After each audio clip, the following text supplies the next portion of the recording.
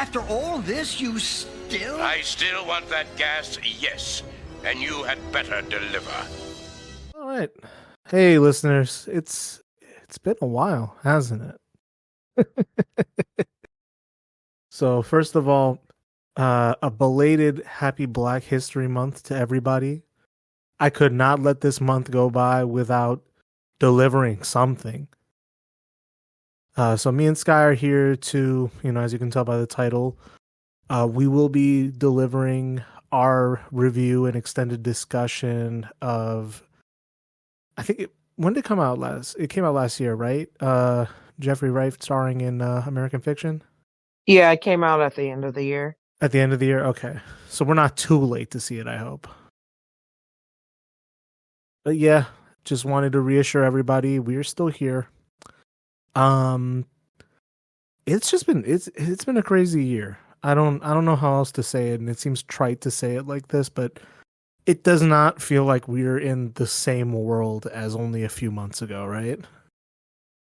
Yeah, everything feels weird, to say the least. To say the least. And I mean, we will be back with more, political coverage, society and culture discussions, and we got stuff that we want to get to, but to be perfectly frank with everybody, everyone's good, everyone's okay, but the nature of running a podcast as it is, it's just not everyone's first priority, so we try to get to it when we get to it. So fingers crossed, we still have a good year for everybody. We will still be here to deliver the hot content no one else will do for free.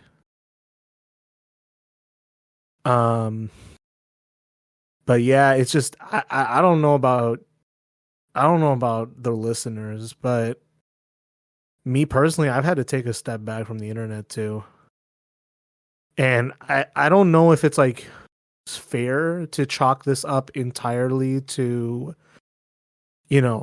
individual entrepreneurs like Musk, even though like we have talked about their outsized influence in the tech space and how online spaces are kind of twisted by their dictates and such, right? But I mean, we're starting to see like a weird like decline in the quality of the golden age of social media, and even like we're seeing like, I mean, on YouTube as a separate point, right? Like big channels are just quitting left and right, Twitter is not the same environment it used to be.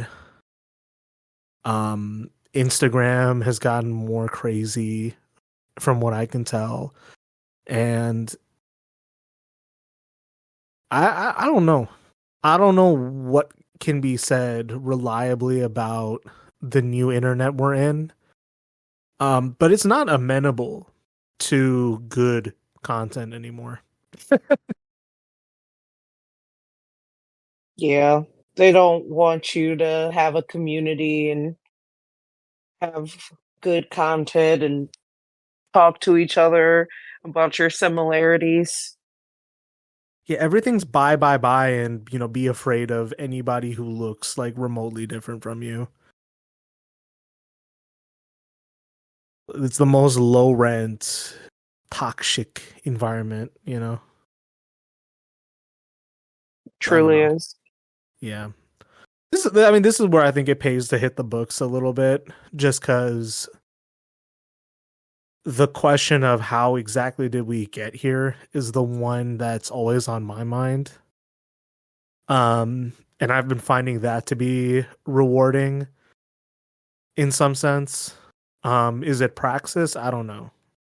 But I think, part of greenhouse mindset has always been, be critical of your use of the internet, expand your mind, and now like I don't know if everybody feels this way, but I think I just hit a wall with the way the algorithm was working on me, or whether it was my particular feed or whatever it was. It just hit a point where it's like, this is driving me insane. I can't do this. Not in like a conspiracy way, but it's just like, I can't use this. I can't use this anymore. So yeah, overall, let's just do a quick vibe check, What is the vibe in this moment at present? Let's practice a little mindfulness, vibefulness. I don't know how to answer that. That's okay. That's okay. I think there's notes of apprehension, a slight soupçon of nervousness, and just an overall sense of this is a classic. This is a great $100 word, malaise. Uh, let's move to drink check. What are we drinking right now? Water? Good, good. That's the right choice. I got a knockoff Dr. Pepper here. Let's probably just jump straight into the movie, huh? So, I actually didn't see a lot of press about this movie from the jump. I don't know if it's because like my algorithm's weird or if like I'm just not paying attention to the usual channels about film and whatnot, but it was kind of understated, and I wonder if that's because it's an Amazon project. What do you think? No. No? Well, first, Black Twitter talked about it, Okay, so okay. There's my mistake right there. and I don't think it's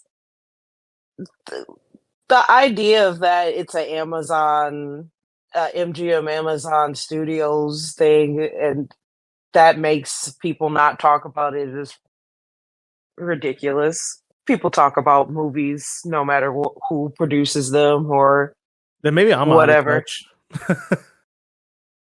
Yeah, it's not that it wasn't talked about. It was talked about, but it was only released in a few theaters when it first came out, and then Hmm.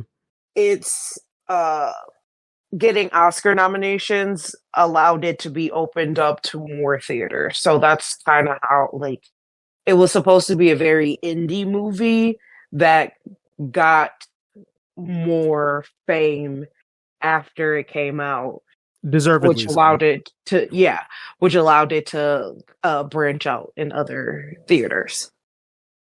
Yeah, and that's like I mean, I'm showing my ass here, which when am I not?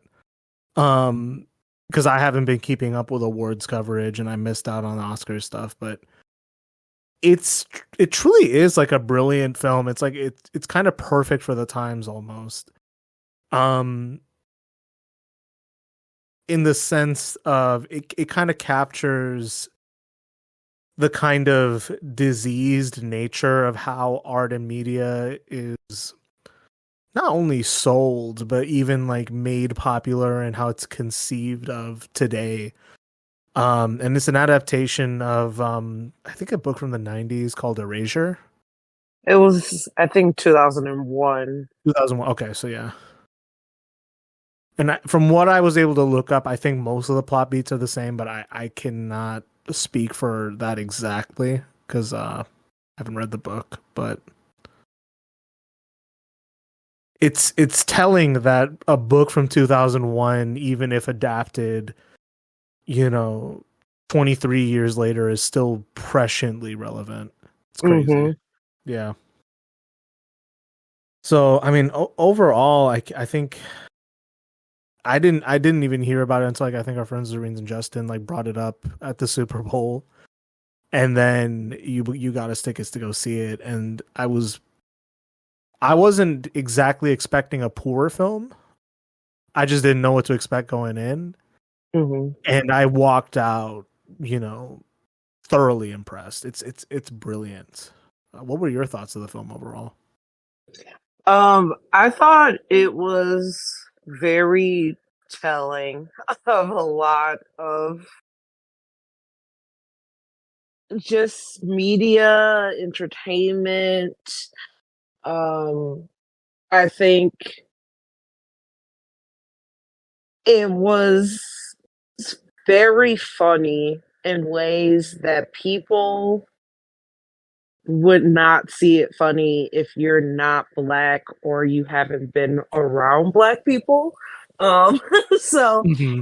it was interesting to go to the movie because it was a smaller theater. It was we went on a Wednesday. It was like or Thursday. It was only a few people, and we were in a theater like with the other people were mostly white, and this other black gentleman, and like we were laughing at times they weren't laughing. And it's just like it just that part was also fun. Like that adds to the experience being around white people who might not get that they are a part of the joke in that moment, which makes it even better. Yeah, that the audience like reaction to a film is a calculated thing people don't take into account when they watch a movie. But it was it really was a cultural experience, Mm-hmm. seeing that movie. And I think that's why like I had that when I saw like the Amazon logo on like at the start of the movie, there's something in my mind about like, it's very weird that these big companies with like really restrictive practices when it comes to how they operate in the marketplace are also somehow willing to like push the envelope when it comes to their content. And I wonder like, what forces allow them to do that, right? Because like as we're seeing with things like Netflix, Netflix's CEO was like a big like charter school advocate, and we've seen them like really tamp down how far they push the envelope with their content.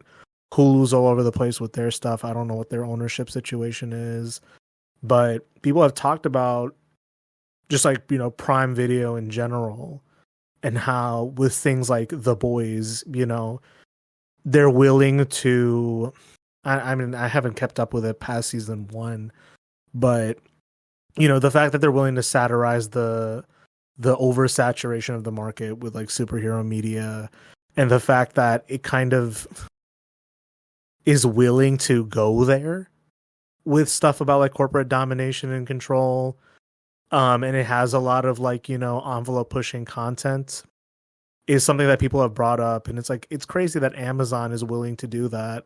And that was that was a big like thought in my head watching this movie, is just repeatedly I'm thinking, damn, they really went there. And I kind of wonder like what it is about, and it's not even relevant to the film, right? But I kind of wonder what it is about doing all this market control just to like trickle out content that is willing to push the envelope. I don't know what that's about, but it's something to observe. I mean, the thing is I don't think. Well, how do I say this? I think if it was not created like a producer of Amazon, they would have been a little bit more. Um, they would have been meaner if, but they also didn't say too much about a certain bigwig of the industry. They just talked about it in whole, like so Yeah. they weren't doing jabs at someone specifically, but they were you know that they still weren't like being like, oh, media is so amazing and everything's so great. And if you have a good story, you'll just go there and you'll be heard and loved and everything. And you can really see that from the idea of like this movie came out 23 years after the book. How many Right. times are there a book adaptation that comes out that late? Like, especially its first movie, like that is usually not heard of. But we're just now in a place where black people sometimes can joke about how shitty our lives are because of white people and like the powers that be. Yeah, and even then, it's like this is Cord Jefferson's first film, I think, too. So to get the chance to take a lot of creative risks and really like have a really biting critique of the society you live in your first film, I can kind of see like why these newer like media conglomerates like they take a chance on cutting content like this. Like if Amazon's trying to push the envelope with American fiction, you know, Apple Films is trying to push the envelope with stuff like Killers of the Flower Moon. There's a weird duality at play where it's like these underrepresented stories and storytellers. I mean, Scorsese's a different animal in this case, right? But Mm-hmm. I'm talking more so like Lily Gladstone in that particular instance, right? Um, if people who traditionally don't get represented, their stories don't get seen, those particular narratives are never told, and then a new player in the market is willing to say, "Hey, come to us, we're selling something." People can flock to it because there's a real need for it. And I think that's something that gets missed in the whole discussion about representation in media is that whether you find it corny or whether you find it pandering to some extent, it doesn't downplay the fact that because we live in like a media saturated society, there actually is a need for representation.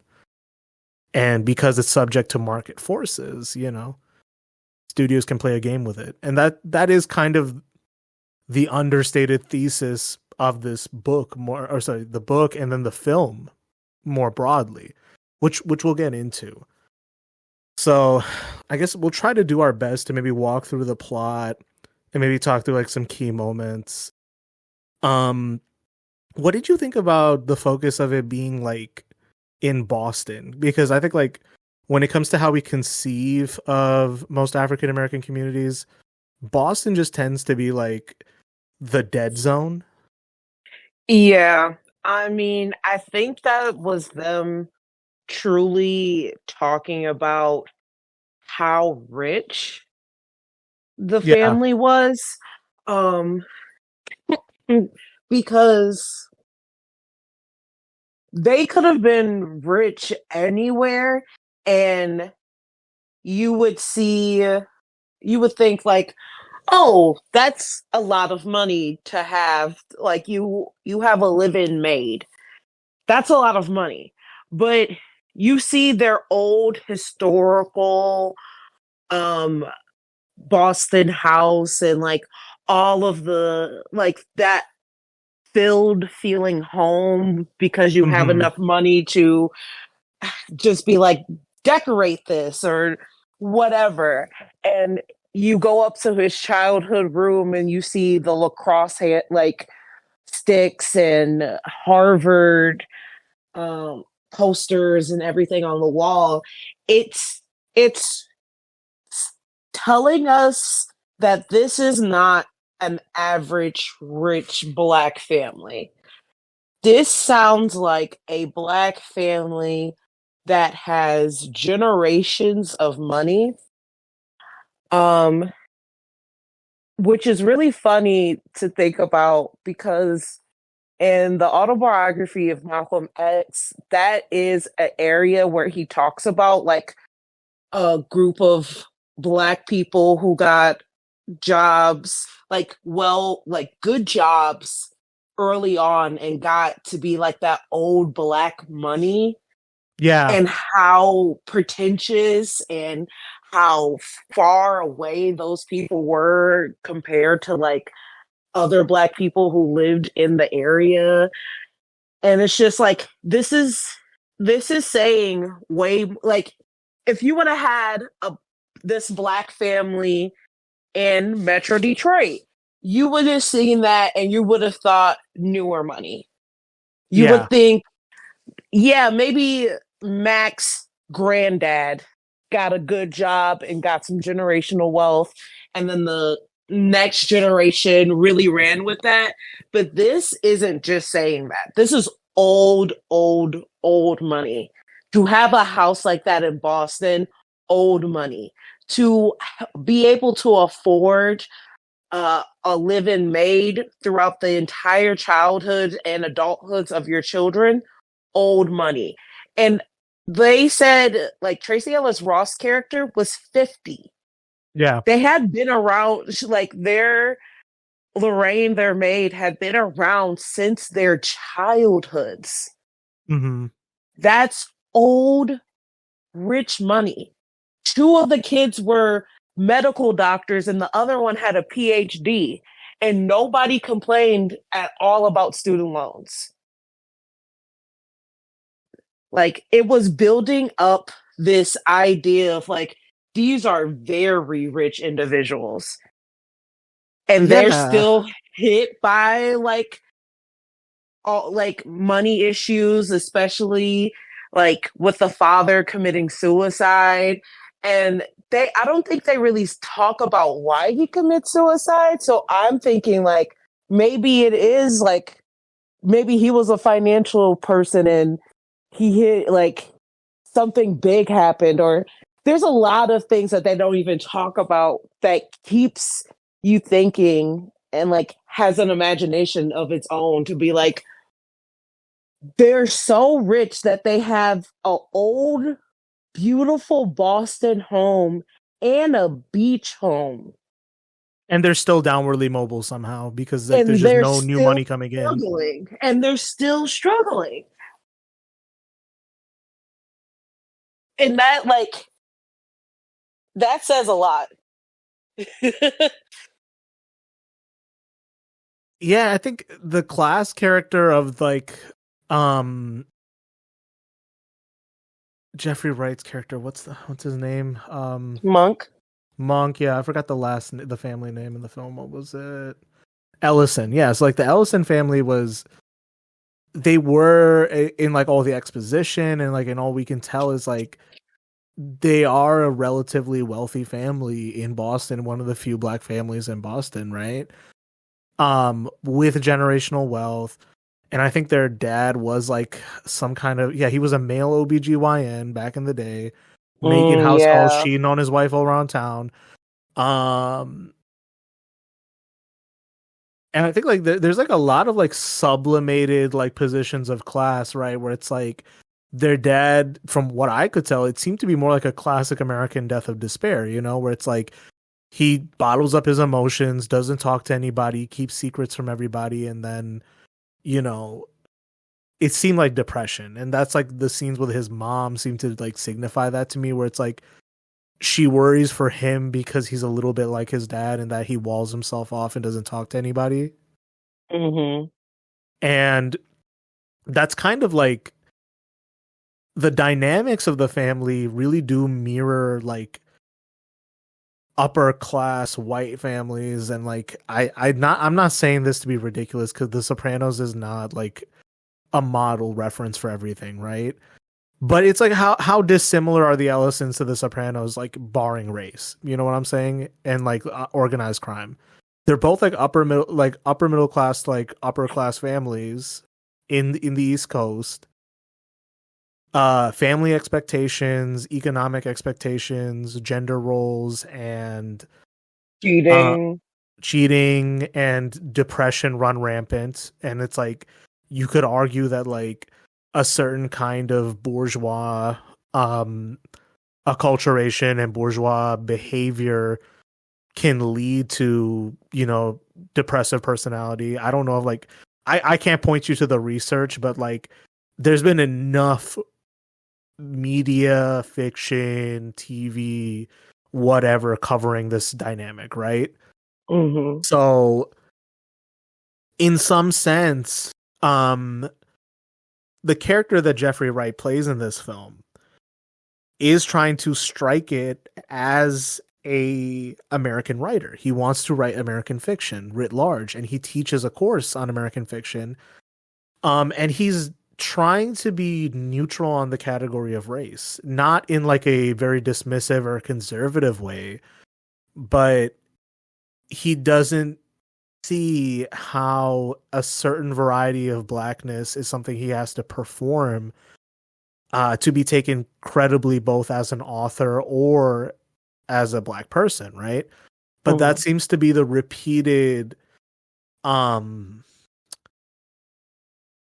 expectation and demand almost placed on him by everybody from people at the academy to his publishers to his peers.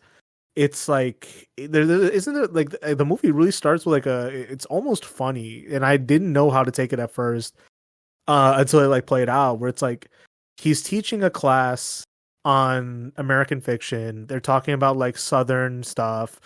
They're talking about like, the language in this era is gross. You're gonna see some things you don't see or you don't like. And it's like the N-word shows up in a passage or he writes it on the board, whatever the case is, and a white student, blue hair, just stereotypical, right? like like starts like arguing with him about his use of the word, and it's like if this isn't even like, the instances that go viral on the internet or like people write about in the papers where like a white professor insists he has the right to say it, it's completely different where it's like he's not insisting he should say it or whatever.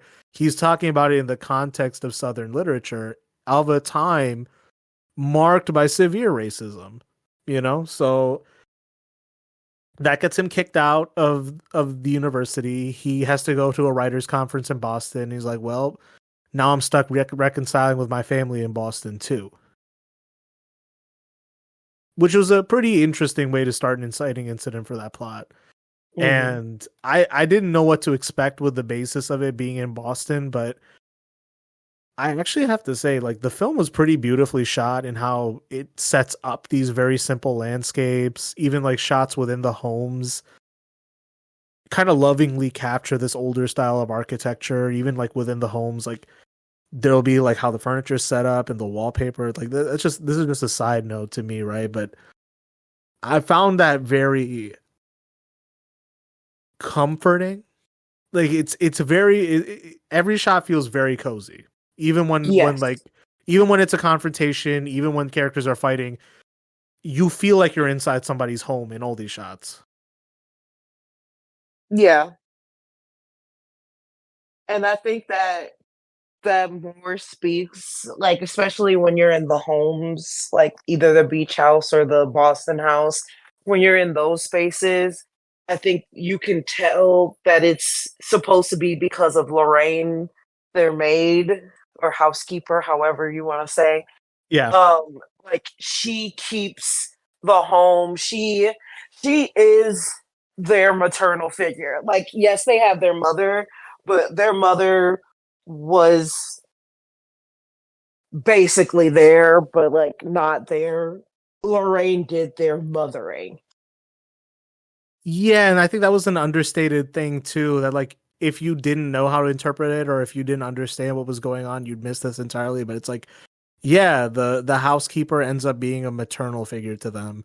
And then the security guard when they go to the beach house is almost like a paternal figure to them too, right? And even like I mean, we're jumping through the plot here and there, right? But like they do become surrogate parents for the two surviving sons.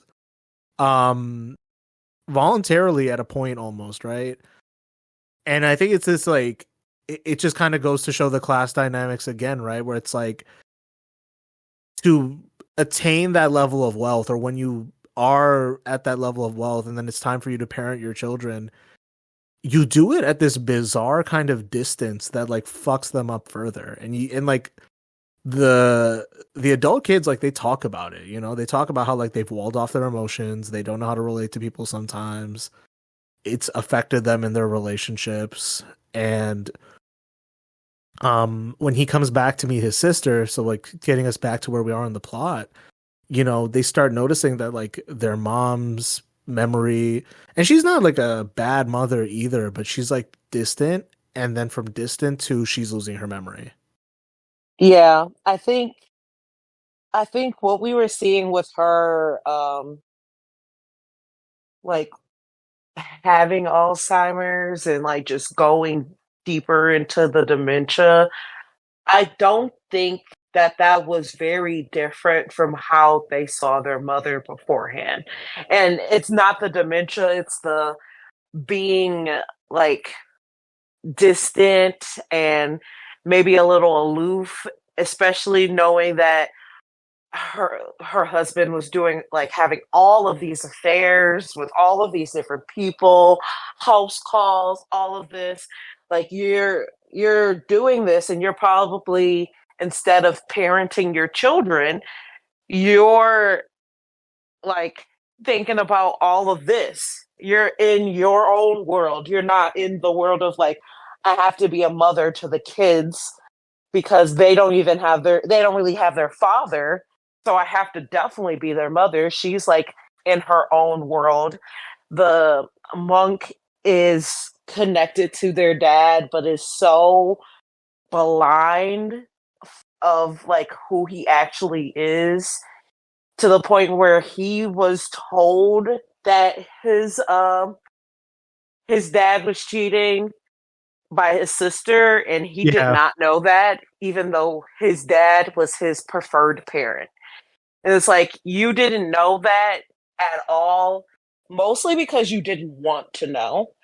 Um, but you didn't know that because they didn't want you to know that. And you have this ideological like idea of like, this is what my dad is. My mom's kind of like distant. I don't know why. And then your siblings are connected because they feel the distance between both of your parents. And you just feel it towards your mother. Yep. Yep. And then to top it off, like, there's a couple concurrent plots. So like maybe I'll try to accelerate the family plot and then we can move to like the writer one, right? But he has to deal with, while his mother's health is declining, his sister suddenly dies from a heart attack. And to kind of fill in the role, we get two characters. So we get his other brother, what was his name? Cliff. Cliff, yeah. Played by Sterling K. Brown. And again, Sterling K. Brown's brilliant. Like when I heard he was in the movie, I'm like, okay, I'm in. Because I haven't explored too much of Jeffrey Wright's work. But now that I know that he was in all the Daniel Craig, James Bond films, now I gotta see it. Oh, that's amazing. Yeah. He plays the American counterpart in those, which is cool. So he's like a recently outed gay man, and he's kind of coping with all of this grief in his life, in addition to like his own problems with like casual sex and drugs. He's trying to be present, but he's not having the best go of it because like it's a depressing situation. And then his mom like literally like says something homophobic while having like a lapse in memory. So it really takes him out the mood, and he disappears for a bit before coming back into the plot. But he also exists to like provide a little context for why Monk acts the way he does in certain ways, and he provides additional context. And then also walking into the plot, we have Coraline, who's played by Erica Alexander. The last time I saw her was in Living Single. Yeah, And I think she's still looking great. She's looking great. Oh my yeah. god. Oh, she's looking absolutely amazing. Um, yeah, I don't think she's been in that many things. I think it's been more like smaller things. Um, but she's absolutely amazing, and she plays this lawyer, which I love that she plays a lawyer because in my mind she actually is a lawyer. Um, but she she plays his love interest, and when we first see her, she's like very friendly to Monk, and then her ex comes in and it's like awkward, and she reassures Monk at a different time, at a later time, that like she's in the middle of breaking up with him and she doesn't stay where she's not wanted or where she doesn't feel connected to, which says a lot about a character. And I appreciate her saying that because it's like, oh, so this is gonna be a no nonsense type of situation. That's who she is. She's not gonna just let you walk all over her and play the I'm so sad my sister's dead and my mommy's sick and I don't know what to do, because it's just you're too damn old for it. Yeah. And she kind of like, in addition to that, she's also like she's able to keep up with Monk's more intellectual character. They bond over like reading and literature, and she'd even recognized him and read some of his books. So they start a bit of a relationship, right? And he's trying to basically like, I mean, I think they have a healthy relationship, definitely for a bulk of the movie until it gets weird. And that's probably where we jump to the author plot line, right? But there are parts of it where I'm trying to like figure out, like, is she a muse? Is she a distraction for him? Is she not being given the attention she needs to be given for this story? But I think that was kind of the role she was given in the plot, is like she's able to like keep him afloat in this tough time in his life, and at least they're able to bond over literature and those intellectual pursuits, I think. The thing is I understand, and I mean, I have this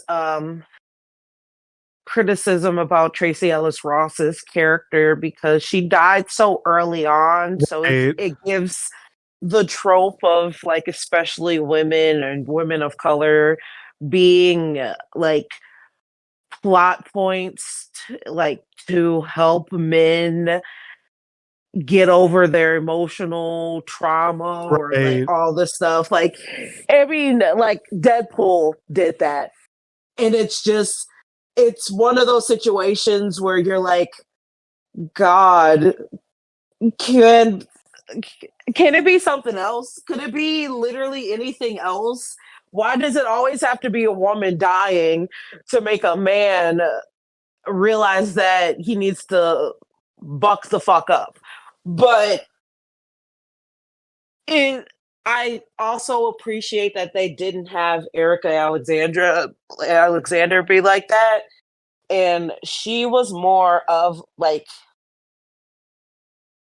she was an extension of how he saw literature and how he saw media, but she's not exactly how he sees it. So when she likes things that he doesn't like, he gets really defensive and rude because he doesn't know how to have a normal relationship with someone where they dislike something that you like, or they like something you dislike. And there was something about that scene that like it was upsetting to see him go that route, but it was also like you can kind of see the fear in his eyes of like, what if I have to sit here and explain myself? Will they even understand what I'm talking about? Will they be able to sympathize? And like he's holding a big secret, which is like the writer plot which is, I don't know if this is the primary or the secondary plot of this movie. But it's something that like it drives the secrets, right? So if his dad commits suicide because he was keeping the big secrets of his, marital indiscretions, and his rage towards his family, bottled up, right? His secret is actually a little bit more of it. I wouldn't say that rage is ever wholesome or sincere, but it's definitely for a better purpose, which is that it's not only like his lack of success, because in the initial plot they mentioned that he hasn't published any books for quite some time, and that his books aren't like given the attention, or they're not treated as mainstream fiction. They're treated as like black, like a separate category of black literature or black studies. Like they walk into a Barnes and Noble knockoff in the movie, and it's like why are my books in the black studies section? This is fiction. What is that doing here? Which was it was definitely a funny scene to bring up, but I think what he gets upset with is, and now we can talk about the author plot line, is while he's at this literature review in Boston, he encounters a conference for this major bestseller by this author Santara Golden, played by Issa Rae, and it's this very like crass trauma porn reductive book. I'm not gonna say the title. I feel bad saying it. It just feels so racist, but it's like I think you should say it. All right. So and this is the name from the original book that this movie is adapted from. So it is a best-selling novel in the plot of the movie called We's Lives in the Ghetto. And all the characters are like stereotypical in like dire situations. The plot is like trauma porn. They're all speaking in like broken Ebonics. And it's also like it's the kind of thing where like if you can pick up on this, the kind of writing is also very bad and poorly researched, you know, like they're using like slang from different cities in the same sentence, intentionally like misspelling and mispronouncing things, just bringing up like drugs, crime, pain and suffering for like no reason other than like pure shock. And he sees this like white, I mean, it's not even like a mostly white audience. Like it's all sorts of people really like eating it up and cheering for it as this excerpt is being read aloud. And he's like justifiably bewildered and upset that it's getting this kind of attention. And he doesn't like express it clearly, but he says it clearly enough to me at least, which is like, is that all that people want to see? They just want to see trauma porn. They don't want to actually see like anything transcendent of that or anything that breaks the mold in that way. Yeah, and it's really funny slash fucked that the original book, when the Weeze lives in the ghetto, that book is based off of Push by Sapphire, which is the book. Yes, which is the book that the movie Precious is based off of. And Precious is literally trauma porn in the movie. Yes. And so is the book. So like that's the thing, and why it's so funny that this book was made in 2001 is the 90s had, for lack of a better reason, I'm going to say some type of renaissance. And it's like the Renaissance was like hip hop literature.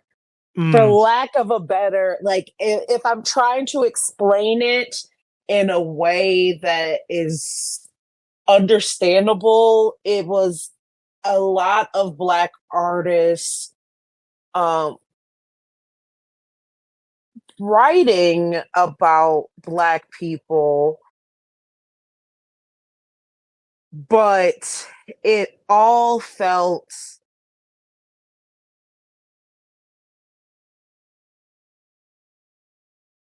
like a minstrel, if I'm being honest. And I do think it's important because, in my opinion, Black people are allowed to have bad art as well. Mm-hmm. We are allowed to make good and bad art. We are allowed to learn from the said art. People are allowed to spoof said art. and make something that is better or different. But especially Sapphire, she has written a lot of books that are based on Black experiences, and she is a Black woman herself, but you have these feelings, and you can tell that she has gone through things, but just because you've gone through things doesn't mean that you are the voice of all Black people, nor should you be seen like that or allow people to see you like that, especially white people. It, Yeah. I was trying to like find the name of the author in question here because like I'm mad that I That can't remember this name because it's like not just like the books you're referencing here, but they had the son of this guy on that goofy ass show Killer Mike did on Netflix a few years ago. They even like made fun of it on like they made fun of it on Luke Cage too, where it's just like these like tales of the hood, so to speak. yes. And like it's sold maybe initially to a Black audience, or maybe it's sold for like a limited thing. But then when white people get the ability or the access to consume it, it's like, I don't know, me and you have talked about this thing of like pulling back the curtain, right? Like, you know, The Sopranos was, you know, David Chase pulling back the curtain on white people, so to speak. Dave Chappelle might have been acting way too out of pocket because he was pulling back the curtain on Black people for a white audience. And that's why, like, I feel like a very reactionary wing of people who insist stand-up comedy is free speech, you know? I don't know how best to describe it other than foolishness to some extent, right? But or just shit that doesn't matter. But it's like they insist they understand Black culture because they saw what Dave Chappelle was willing to show them, you know? And I think the thing about pulling back the curtain is who's committing the act of pulling back the curtain, what was their artistic intent for doing so, and more broadly, you know, is it someone with a leg up on somebody pulling the curtain and showing someone that they're, you know, stepping over to do so, right? And I think like you said, with it being like a minstrel show to some extent, right? In you know the minstrel shows of old, it's caricatures or, you know, ridicule of Black people for the entertainment of white people that further reinforces stereotypes and just general, like, you know, contempt and disrespect, right? But then I think with this genre of trauma porn and pulling back the curtain in a negative capacity, you actually are not having the frank discussion of pain or suffering or inequality or injustice that you think you're having. But what you are doing is offering a minstrel show to a certain kind of white person who sees it as intellectual stimulation or sees it as a way to perform what they may see as a good deed, or may present themselves as cultured for doing so, when the reality is that you have only selectively shown something that does not offer the truth, you know? That was a very verbose way of trying to get at what this film is trying to show us, but I mean, it's incredibly goofy the way that Issa Rae's character goes about it. Um, and there's even like there's this like really iconic scene in this movie where like I don't know if you missed it. It was in the same scene where like we see his like lacrosse bats and we see the Harvard posters, but he's like watching TV in his room, and you can see this ad for like celebrating Black History Month on this movie channel, and like the movies are like The Color Purple, 12 Years a Slave, The Help, Precious. And he just sees it, like you just see like the pained expression on his face and he turns the TV off, right? So while all this is going on, while he's dealing with all his family trauma, he has the opportunity as part of a book review to be a judge for some book award. And actually, wait, we missed a big fucking step. Let me step back, right?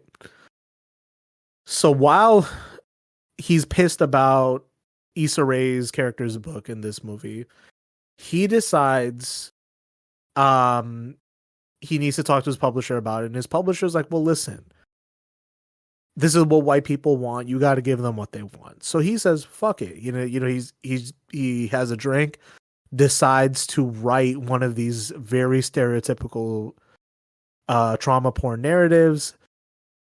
I'm blanking on the name of that author because it reads a lot like what he would have written. And maybe I stop for a bit. Hang on. What are you talking about? I'm trying to figure out like which author in particular they were trying to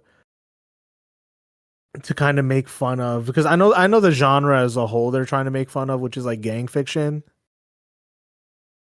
But there's like a particular author style I think they were trying to make fun of here, but I can't name the author here. I mean, I think it's all like the same. Yeah, It's like, it's like Sapphire. It's like all of those people. Yeah.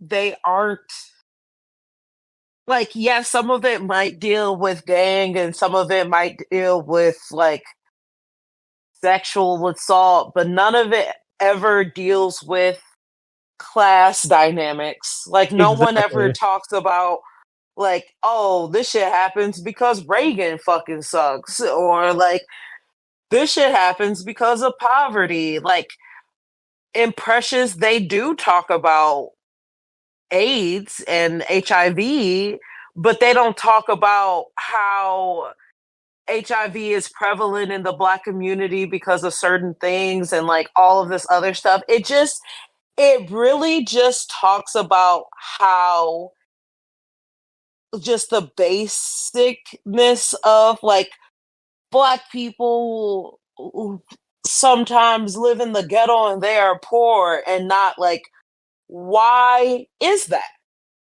Why is that? No one ever talks about what brings people to a situation where they are in need and they turn to gangs and they turn to all of this stuff.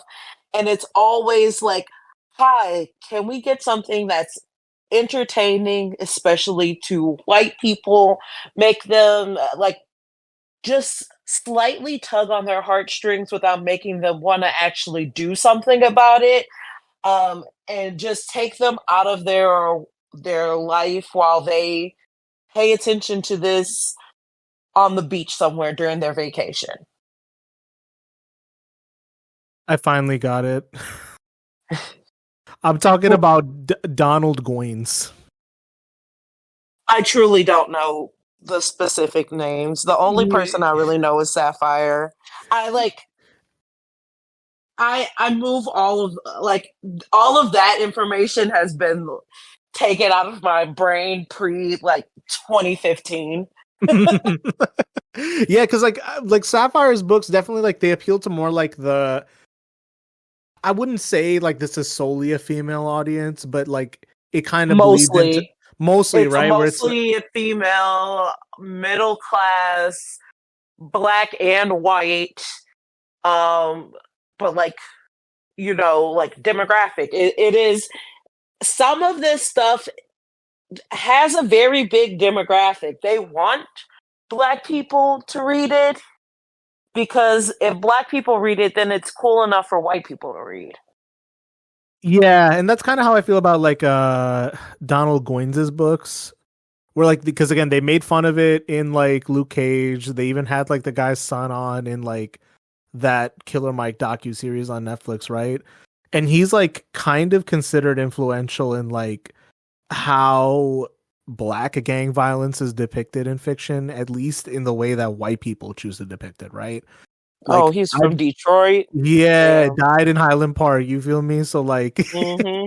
it's like the thing that I get right about an author like Donald Goines is like, a work like The Wire, even if it's really good, right, has a white director at the helm. Where do you think he got the idea?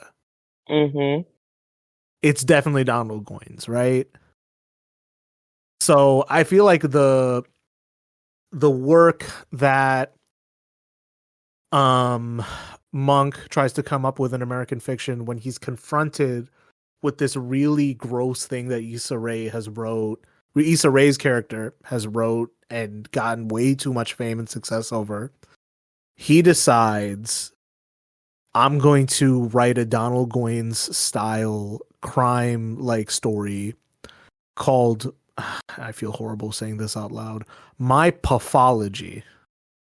With an F. With an F.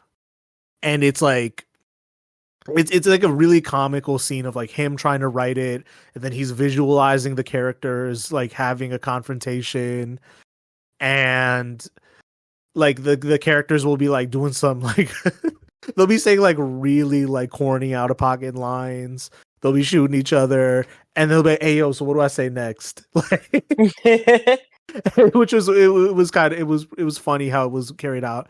He writes it expecting it to go nowhere, just like, as a FU to his editor. And his editor's like, editor or publisher? It's his publisher, sorry. So his publisher's like, no, actually, people really fucking like this. And he wrote it under a pen name. And they were talking about, well, listen, they want to pay you like a huge amount of money for it. They want film rights, all of this shit, right? So he decides to publish it under a fake name, and they come up with this whole story about him being this like fugitive, and he's trying to like run this double game of this trying to make some money publishing this honest to God awful story that he hates that he even wrote. And he's dealing with like upper crust like white liberals in the publishing biz and the film industry who are like really patronizing to him and are trying to like I don't know how to say it. Like the disdain is palpable, but it's also completely ignorant. Any appreciation that they have for it is sincere in like the worst possible way. You know what I'm saying? It's to gawk, it's to ogle. And he resents that he has to even play this role. He resents that he even had to write the dang thing. But it's giving him like the vital income he needs to take care of his aging mother and like deal with some of these lapsing financial issues as a consequence of his dad's absence, his dad's death and his sister's death. So while this is all going on too, he gets the opportunity to be part of a panel for a book award, and joining him on the panel is Issa Rae's character, Sintara Golden, who he has a clear bone to pick with. And also, as a consequence of his book getting published under a pseudonym, it actually ends up being considered for these awards that he's on the panel for. which was a brilliant bit of dramatic irony for this plot. It was literally so funny to Like see. people will be like, dude, it took you an hour to explain all this. I'm like, yes, the plot is that fucking complicated.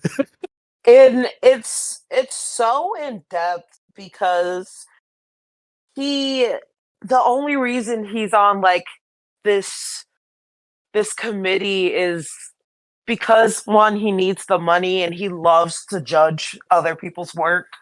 Right. Like, which honestly, if you're lying if you say that you are a writer and you don't love to judge other people's work, because it is quite literally a part of your education that you are going to get if you get an education, like as a writer, is not only do you have to write, but you have to peer read everybody's or majorities of people in your class's stuff. And that's whether you take a official writing class or if you join like a little small writing group, you're going to have to read and judge people's work. So honestly, writers, if a writer says that they don't love to do that, they're lying to you. They really are. So he has that opportunity to judge these other books, and he never thinks that his book, his secret book, is going to be a contender because they had already been receiving all of these books before his book ever got on the market. And he changed the name of his book to Fuck at like the last moment before they actually went to publishing, because he thought that his white like Patrons, his patrons. yeah. Yeah. Well, no, he thought that the people who were like the higher ups were going to say no. Right. And he used that as his like deal breaker. There's no way. And he's like, they're like, can we make it fuck with a P? And he's like, no, I want it to be fuck. I want the title of the book to be fuck. And he thinks that they're going to be like, oh, that's too much. That's too abrasive. That's too black. And they're like, it's too much. It's too abrasive. It's black. We love it. We're going to name your book Fuck. So every time he tries to out ridiculous the system, it throws him for a curveball and be like, no, this is exactly what we want. And when he was first told that he got a book deal, he thought it was with one of his serious works that he's been working on. And no, it was with something that he, I think, probably spent a night writing that is literally like a joke. And this is where like this is what they decide to take serious. And every time that he's in a room where they're talking about this book, he's trashing on it. He's disgusted by it, like actively disgusted by it. He makes sure he lets everyone know in every single situation where this book is around him that he dislikes it. And it's so crazy because he is the author. And not only is he the author, he's taking that lucrative check that he's getting that he never got with any of his other serious work, and he's able to put his mother in a nursing home where she gets round the clock care because her Alzheimer's is getting worse. Yeah. And it's just like he's he's so he's so disgusted by who he is and who the system is and the industry, but not disgusted enough to walk away and never disgusted enough to stop. But completely disgusted enough not to put his name on it. Which is like a real like bind they put him in, because it's like he has a demonstrable need for that money. It's not even for him. It's like to keep his family afloat, right? Right. which is Yeah. how they get you. Yeah. And then, like, that's the thing. It's like you see this and you're just like, you know, I would do that too. Like, if I was in his exact situation and like I had accidentally wrote something that was, I mean, my biggest thing is he didn't ask for enough money. Like, if you're going to sell your soul, whatever amount of money, and this is for everyone, if you're going to sell your soul, whatever they offer, at least ask for double. They got it. And if they don't, they'll let you know. But if it's your morals, and if you're going to feel bad about like the amount of money, at least make them give you an amount of money that you won't feel bad about. That's my advice to you. Because literally, like watching it, and they were like, "Oh, they're offering you 70 or $750,000." I would be like, "So that means I'm worth at least $1.5 million, at least." Like, what do you mean? And that was their first offer. You don't ever take the first offer. But that is the ethical like conundrum he's getting faced with, and I think I mean we spent a lot of time on the plot, so I think let's I'm gonna try to wrap this up as smoothly as I can for the plot summary, right? Which is like this ethical dilemma, in addition to all his personal problems, it comes to a head with two major conflicts. So the first one that I'll get into is his relationship with Coraline, right? Who has been his steadfast partner through this whole thing. And just a silent, supportive person as he's in this new phase of his life, who has said that, you know, she admires his literature and his opinion as an author, right? He sees the fake book on her table, and then he's like, oh, so this is what you're reading now, you know, like, and they have a confrontation over it, and it's his family pathology, actually, like his literal pathology, not the fake one, not the pathology. The actual pathology plays out, and it's like he's unable to explain why this book makes him so upset, because he doesn't want to reveal the truth about the double game he's playing. He doesn't, and actually this is the thing, he does not talk to a single person about his beef with Centaura Golden and like her book. The only person who knows that he wrote this book is his The publisher. publisher. And the really funny thing about the publisher is every time Monk is faced with this idea of like, I should stop this, or this isn't right?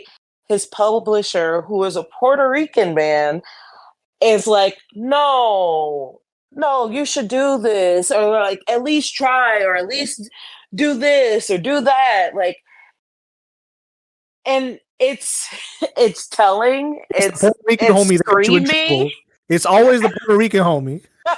And it's just like, and like if you are in the idea of just like his editor being like a Puerto Rican man and not understanding the exact things that Black people are going through, but then also I'm thinking like maybe the publisher, you know, if he's publishing or like writers like him, they don't got that much money. Like, no, yes, it was a blink and you miss it line where he's like, yeah, they're not ready for the truth about Black people.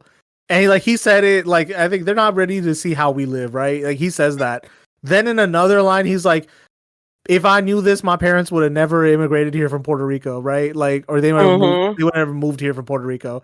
So it was like a blink and you miss it line. I don't think like him being Puerto Rican super important to the plot, but it's like, no, there's I don't think it's like these realistic like depictions of like how complex Black life actually is, even in a place like Boston. Yeah, and I think it's the other like funny thing is like he understands a lot of the race dynamics, but he doesn't understand all of them. And that's and when Monk is like, no, this is too much. This is I feel like I am selling out. He doesn't see all of the ways that that could be true because he's not black. And but he also relates to him in a way that he like that another person can't like a white publisher couldn't because he is Puerto Rican. Right. So I think it's also it's saying it they this movie is very loud and subtle at the same time. They're one of the like head publishers, and the first time we saw her, white lady, like she had RBG in like the Oh like my god, yeah. like posters on her wall, and then the next time we see her with like the gay publisher, and he's just like extra and like yes honey girl, yes slay and everything, and it's just like oh my god like that wasn't on accident. Like those people were cast for that, well, because that is important to show like those are the people who are in the industry and this is how they act. Yeah, it's and I think that's the whole like meta theme of the film, right? Is that regardless of how complex black people's lives are, uh in a day-to-day banal sense, they have to be flattened, they have to be stereotyped, they have to be not only cheapened, but they have to be sensationalized, you know? Mm-hmm. So that's where like and I think he does spell that out to some extent at some point in the film, right? Where it's like it's flattening, it's cheapening, it's not, it doesn't represent the complexities of our lives, which is and like you see that in like these very like subtle um overtures and like discussions in the film, right? Like colorism is a thing that probably happens in his family, you know? It was his brother singled out for being gay, or was his brother singled out for being like dark skinned? You don't know, but it's something you can think about, right? If you're familiar with it. So, um, there's a lot like you just like this. I mean, you know, our friends Zareen and Justin who recommended this film. Like, I wanted to even read some of their thoughts as like we were talking about some of this, right? So Zareen was saying this, where it's like another thing. I feel like his life was so interesting, and I've seen tons of white movies like that, just dealing with parents getting ill, death, cheating, etc. But it made me realize black movies with similar content won't get as popular, specifically because people want to see these over sensationalized stories with black people rather than, you know, slice of life stories, which is fucked up. And I mean, and it's not just in the context of the movie as we see it. It's even within the world and scope of the movie itself, where anything pertaining to complexity is not relevant. And I think like the term trauma porn is kind of telling, right? There's like the old I forget which Supreme Court case it was. It was about like setting a precedent for what obscenity is, right? And one of the justices, I forget who, like it's in the record of like, well, porn is, you know it when you see it. And it's like in the same way that like pornography can flatten like the human sexual experience, or like how we talk about love, gender dynamics, all that stuff, right? It's the same thing with like these trauma porn stories that they're criticizing in this film, and that Monk was visibly opposed to in the film, right? Is that its sole purpose is to entertain than to provoke thought. Mm-hmm. Or, you know, be transcendent in any way. And that's kind of where you have to figure out the line, is like, where is an author just an entertainer and where is the author doing something transformative? Is it pretentious to think in those terms? Is it not? There's a big metatextual discussion at the heart of the film because of stuff like that. And for him to feel the pressure of those questions but be unable to communicate those to his loved ones, it's something that his, you know, his suffering mother, because like she's really lost at this point in the movie, right? She tries to chalk it up to him like being a genius in some sense, and because like he feels these pressures and considers these questions, it makes him unable to communicate with other people. But I think to a lesser extent, it's also like,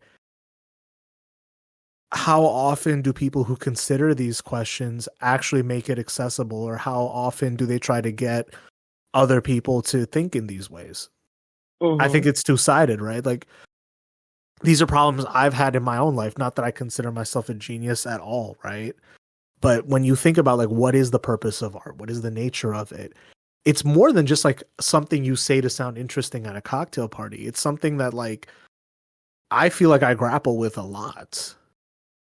What is the purpose of doing this podcast? It's something I grapple with like as we're doing it right now. And how do you get people to think about that? How do you even say anything insightful about it? It's tricky. So that's one conflict he's grappling with. The other one is he actually gets to confront Issa Rae's character in this literature board review. And I think that was probably like the deepest consideration of these questions in the film. And also like, I think it was my favorite scene.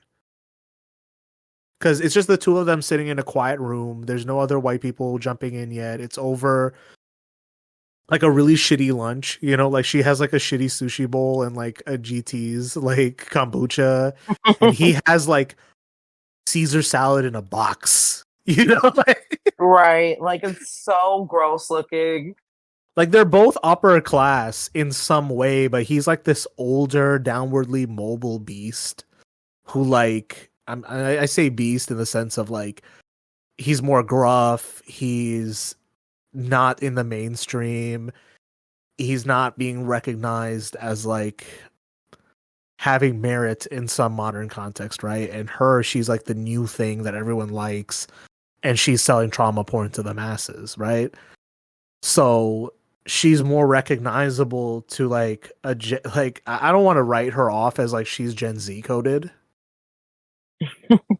I don't think, but like she's definitely like the newer breed of author, especially as the tendency to bow more fully to market forces has taken over publishing, has taken over media.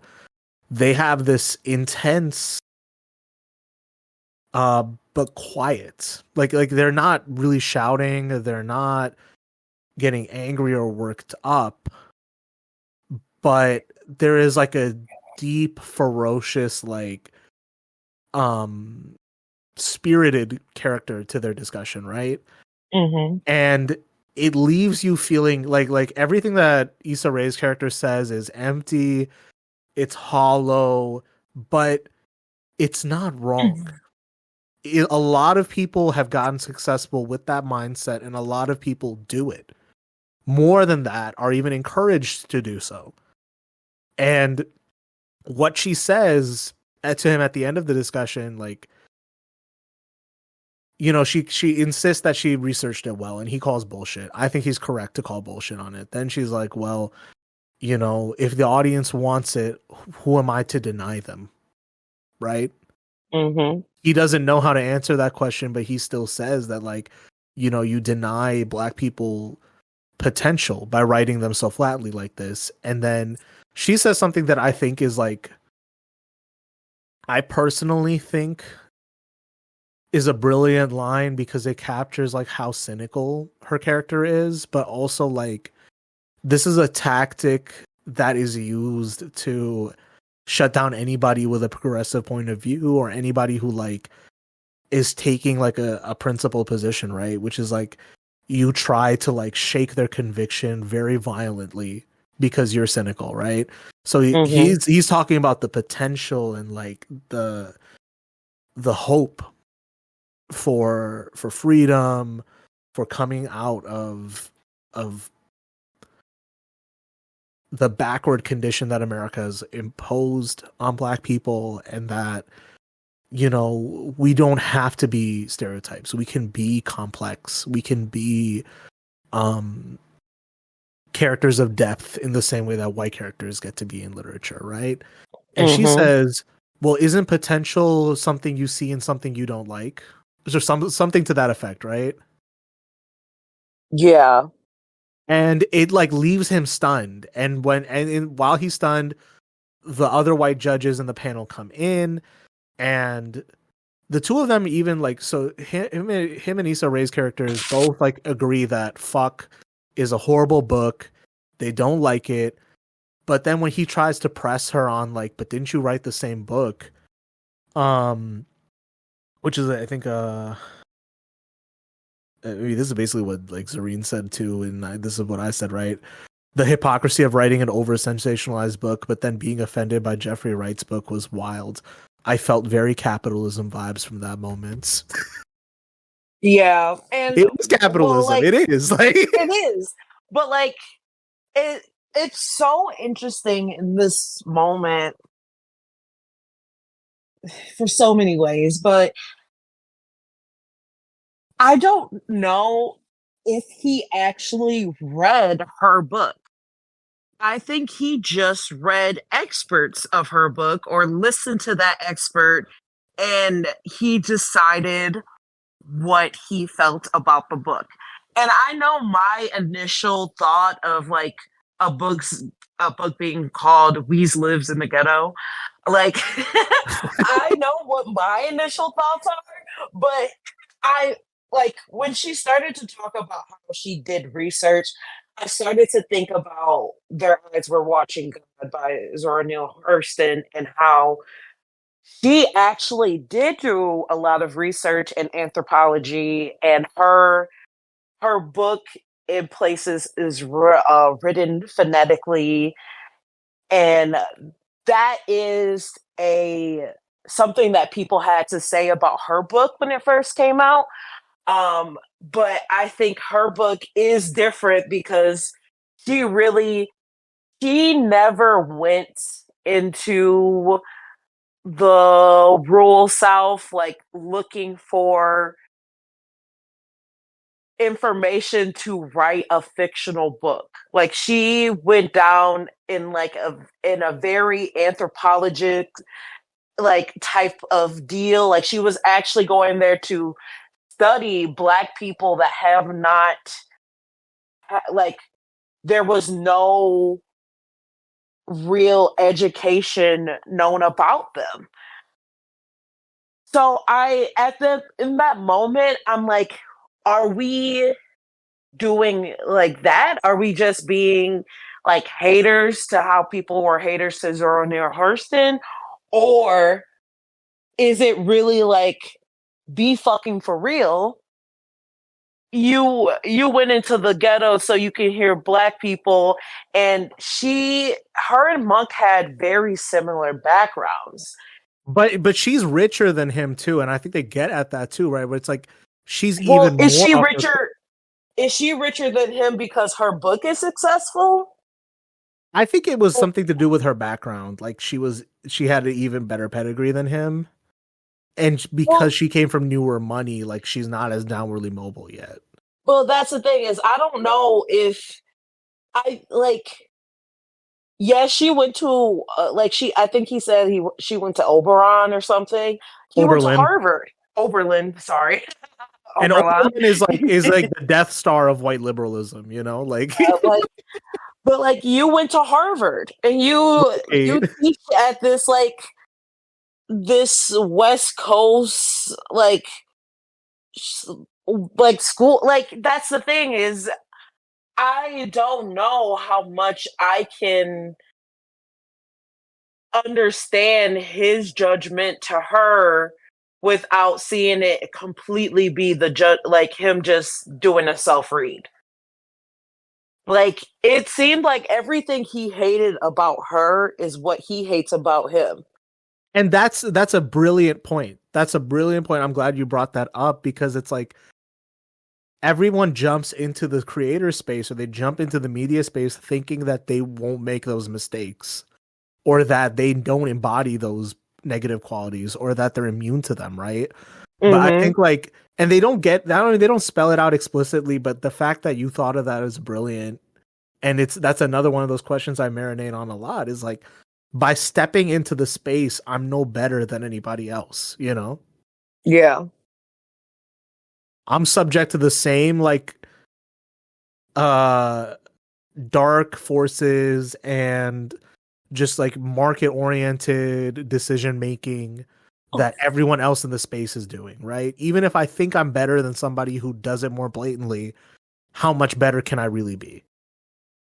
But like especially in his situation where like I think like there's a chance that Sintara Issa Rae's character was exactly like him beforehand. The only thing is like we are seeing her post her successful book and we are seeing him pre his successful book. But they're both upper middle class. They've had amazing opportunities and they decide that they want to write about Black people who they've never been around. They've never interacted with these type of Black people, but they, because they are still Black, are allowed to pull the curtain on Black people that they don't even know. Exactly. And I think like, I don't know, because I read Issa Rae's character as 100% cynical. Maybe there's a read where like, but is it Monk? They're both cynical. They're both cynical, right? But I think like there was just certain lines where it's like she says, "Well, isn't potential like what you ascribe to somebody who has failed you in some way, right?" Or even like she just kind of cynically deploys, "Well, isn't this you just picking on a Black woman?" And I'm like, but then also, isn't it? And that's the thing, right? Is like when you come at an individual as the avatar of the systemic failures of a whole industry, right? Which in this case is books and publishing, right? Mm-hmm.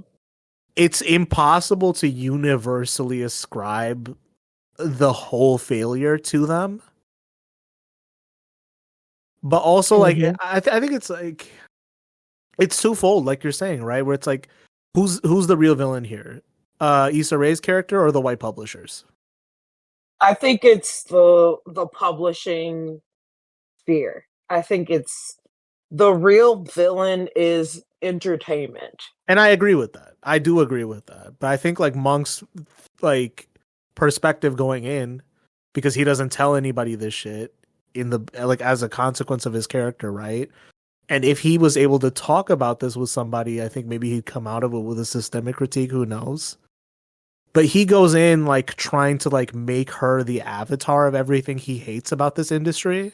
Mm-hmm. But never once does he engage with the white power holders, even under his real name. Yeah. And that's why I'm like, especially like, is he mad at her because of what she's doing, or is he mad at her because he's doing it too? And I think that's the sticking point that I think viewers might disagree on for good reasons, right? Do you read Issa Rae's character as 100% cynical? I did, but I can now see the read where it's like maybe she wasn't. Do you see Monk as 100% sincere? I did at first. Looking at this now, like yeah, he probably, even if he meant what he said, was not aware of his own complicitness in its full extent until like that confrontation happened. So I think you're spot on with where you're coming from with this, and I think like that's why this movie is so brilliant, but also like that confrontation in the movie is probably my favorite scene in it. Yeah, it's definitely needed, um, especially because he was just going to continue to get all of this money and be seen as this person without any other idea. Like he was okay with that until this moment happened. Well, this moment and him winning the award. Yeah. So with that, the movie does kind of do an open-ended ending for the for the film. Why did I say that so dumb? Um they take the possibility of multiple endings where basically now that the book, the fake book he's written is going to get turned into a film, he has no choice but to figure out how he's going to write the ending. So he decides to tell the story of how he did all this as a script idea to one of the white film. I think there was only one. Yeah. So there's a film director he's in talks with, and that guy is like a classic caricature of Hollywood, right? Um, and he decides to sell the plot of how this ends. So he tries to end it on like, does he, when it's time to give the book fucking award, he stays quiet at first. I think that's one of the endings. And then they're like, no, you can't do that. Then the other one is like, he tries to reconnect with Coraline. Oh, no, sorry. So the first ending is he tells the truth that he's the author of fuck. And then they say, no, you can't do that ending. Then he tries to do the ending where he walks out of the award ceremony, tells Coraline the truth, and then it fades to black. We don't know if she reconciles with him or not. Again, this ending doesn't work for the director's purposes. So Yeah, the it's too ending romantic comedy, he is says. to And it's just like, and it's just this idea. When he said that, it like pissed me off because there aren't that many black romantic comedies, and there are so many people who are just like, can you please just cast a romantic comedy with black people? They can even be in an interracial like relationship if you want. But like, can you please just put black people can't fall in love. We got to be in the streets and the ghetto and getting all these diseases and all. Like, it's never just like, hey, black people, romantic comedy. That's it. And when it is, it's almost never talked about or liked, or it never gives enough recognition as all of the other romantic comedies that you see. And it's like, what's wrong with this being a romantic comedy? Yeah, yeah. And the ending that the director does actually like instead of that one, because even though it's a quote unquote romantic comedy ending, I actually found it incredibly satisfying, right? Which is that he finally accepts that this whole literature thing is bullshit. He walks out and then he goes back to Coraline, which is the person who supported him through all this, and he decides like, fuck it, it's time I like step into the light and tell her the truth. And then instead of giving us like a, does she forgive him? Does she not forgive him? It just fades to the night sky over like the beach town they're in, right? Which I thought would be a brilliant way to end it. Still not enough for the white director. So the ending they choose to go with is he gets up on stage to confess that he's the author. Doesn't work because the FBI buys into the idea that he actually is a fugitive. because that's the backstory they gave the pseudonym, and he is shot in cold blood by the police. And the movie ends on the movie within the movie ends on that note. And the white director is like, "Oh my god, this is perfect," and he's just so satisfied that he has trauma porn to end his movie on. Right? This is like, Mm-hmm. if this is trauma porn, this is the money shot. And he's happy he gets it. And Monk walks out dejected, except he doesn't walk back out into Boston. He walks out on like a studio set, and Cliff is there to pick him up. And they're talking about like how like this LA stuff is too crazy or whatever. Like they're just shooting the shit, and he sees a black actor on the set in like a slave outfit. It's so bad. And the two of them just like they share a nod, like they understand each other. And he drives off with his brother away from the studio lot into the sunset.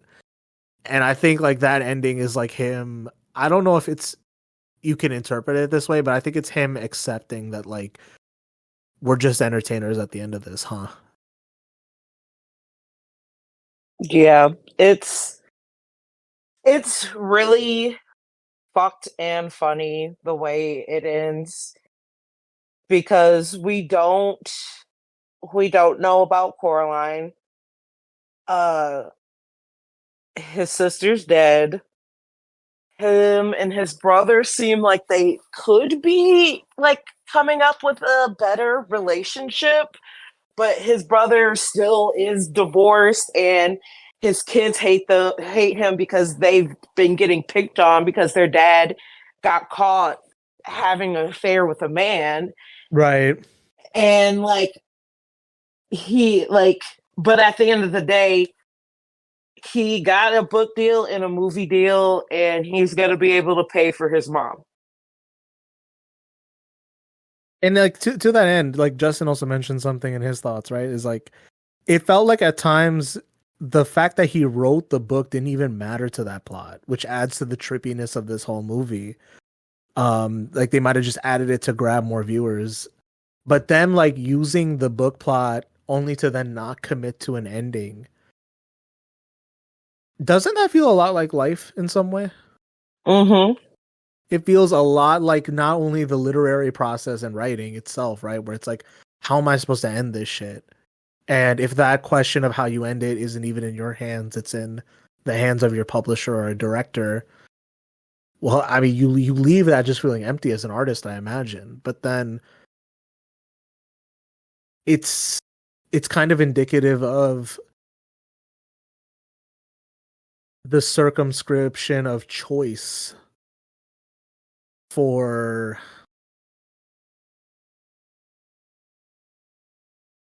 Black people in America, right?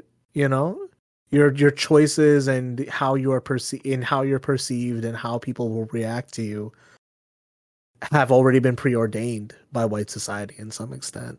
So, Mm-hmm. fuck, man, what a brilliant movie. Oh my god, we've been at this for a while, so I don't know. I think we talked a lot about themes and motifs. I know I mentioned my favorite favorite moment in the film. What was your favorite scene? um, that's a good question. I also got to wrap up in I 30 minutes. Sorry. um I really loved the scenes with Lorraine in them. I Mm, think, like, especially the fact that at the end she fell in love, and it was like at the beginning. Well, first I automatically resonated to her. I'm like, that's like she reminds me of my mom, my aunts, like stuff like that. Like just loving and caring and cooking and all this other stuff, taking care of the home. And at first, um, I was like so scared that they were just going to drop her because they were running out of money, and the mom needed to be put in like a home and all this other stuff. So it was just like, oh no, like they're gonna drop her. She's been taking care of them her whole life, their whole lives, and now she's going to be just dropped at the end. But it she ended up falling in love and like being with a good man and like having her happy ending and her happy ever after. And that truly made me so happy because just characters like her and how she's basically like their mammy, like it, those characters never get satisfying endings.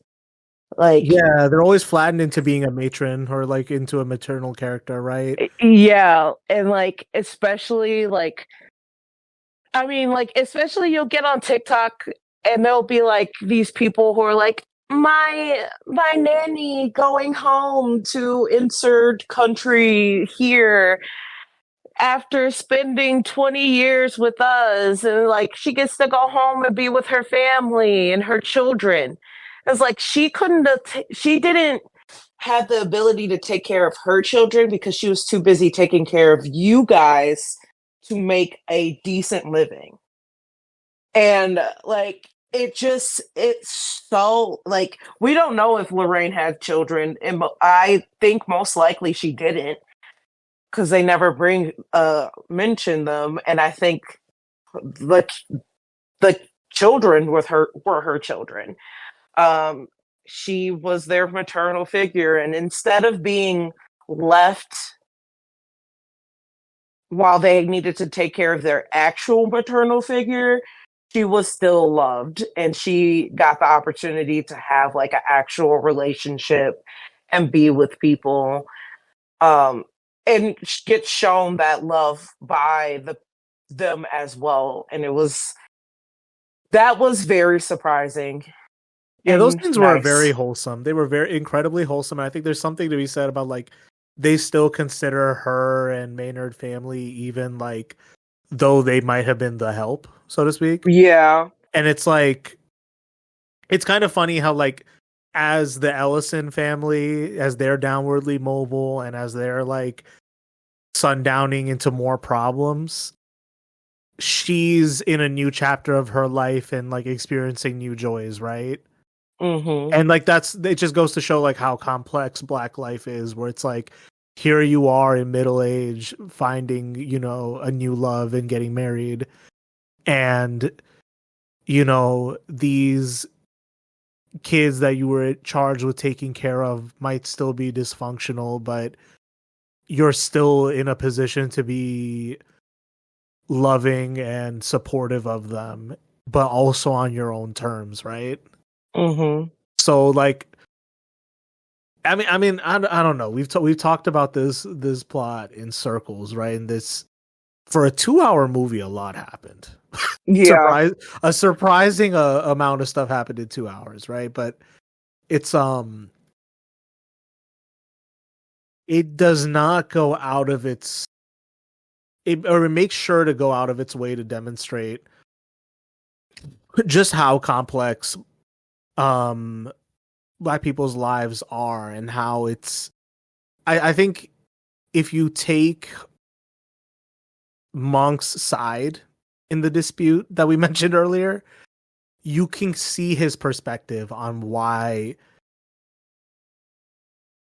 it would be so reductive and so damaging to flatten people's lives into stereotypes. And even like as you were mentioning earlier, like this is just a separate side tangent now, right? Where it's like he seems incredibly averse to using trauma or using pain as a motivating factor or as an inciting incident in his own writing. It seems like he had a traumatic, you know, memory of his father's suicide. He saw his sister die of a heart attack, right? So for him to quietly deal with those things and like kind of resent people who present it so flagrantly, there's like a separate discussion going on there too of like how do we talk about the complexities of sadness and joy at the same time in people's lives, and even how do we represent those tastefully and tactfully in art, you know? Hmm. So I think in terms of performances, what did you think? I think they all did absolutely amazing. I agree. I don't think there was a single weak link in this film, but No, it was just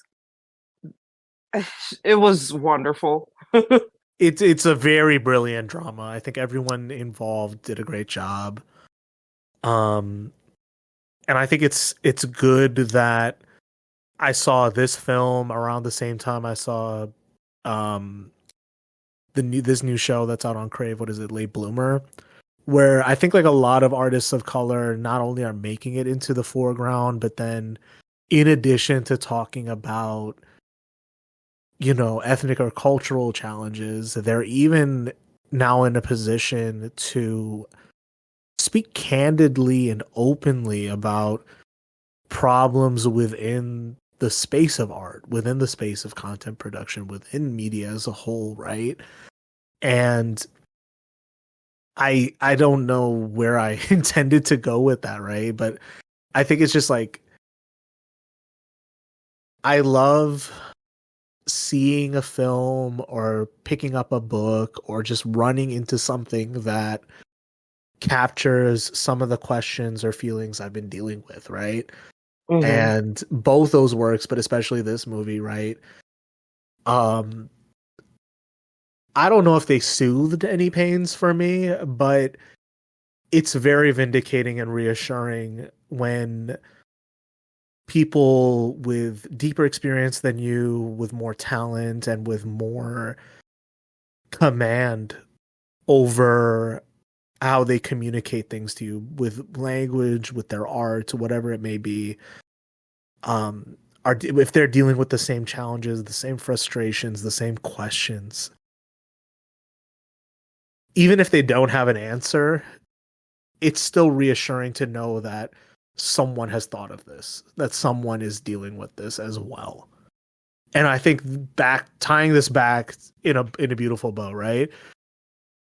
That is the need for representation in media. That is why people seek it. Even if it's corny, even if it's not the most important thing materially, or whether it's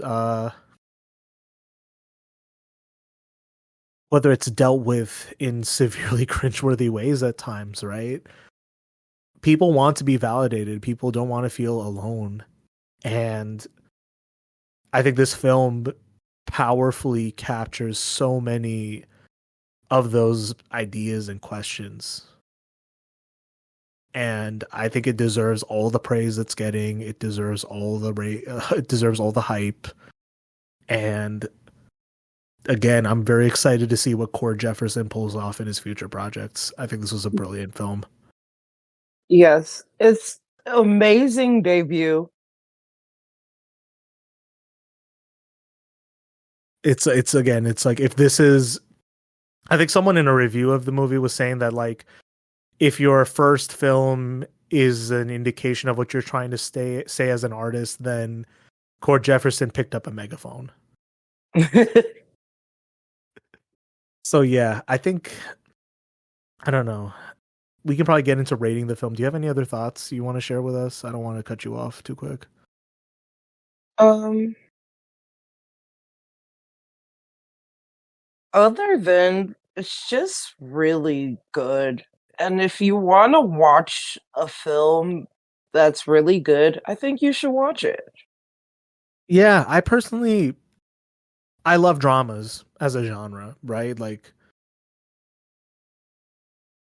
White Lotus is probably like the most camp variation we have in today's media of camp dramas, but then like things like this that toe the line between meta commentary and you know family drama and can weave slice of life into satire and social issue dramas, right? It takes a lot of skill to pull that off as a director and then for the cast to like be on the same page and deliver in every scene, right? So to orchestrate something like that, beautiful. Mwah, I love it. I think our scale for movies, I keep forgetting if we use 5 or 10s. Let's use 5s for this one. I think this is, I don't think it's high. I don't think it's exaggeration to do this. I think this one deserves a 4.5 out of 5. Easy. Yeah. It's blessed, bro. It's blessed. So thanks again for tuning in, dear listeners. We'll try not to have so much of a delay between our future episodes, but we're doing the best, and we know you are too. So you can tune in to our show on every other podcast platform that's still up, as long as the internet continues to function. And if we have any links, you can find them in the link tree in the show notes. Thanks again for tuning in, dear listeners. We'll see you on the next one. Take care.